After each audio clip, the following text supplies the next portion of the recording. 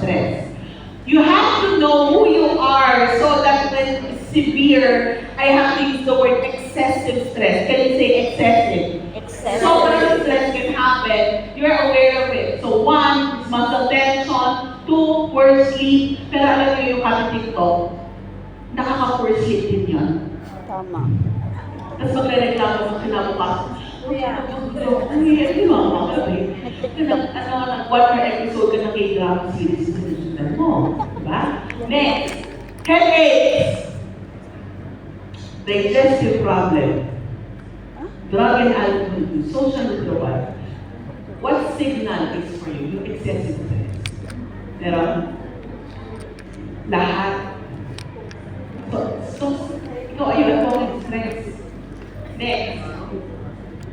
Stress signals for the mind. Cluttered thoughts.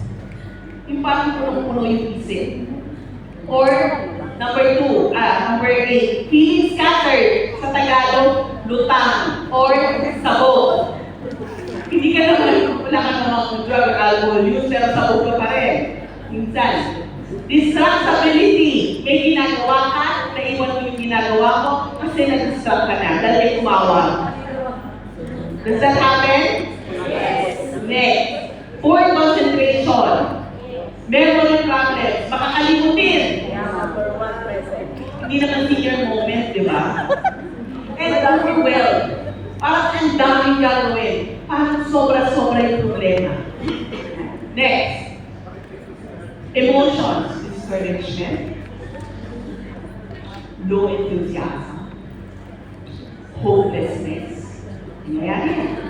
Agitation. Yung Tagalog, agit, masungit. May kilala ka ganyan? 17 disconnection.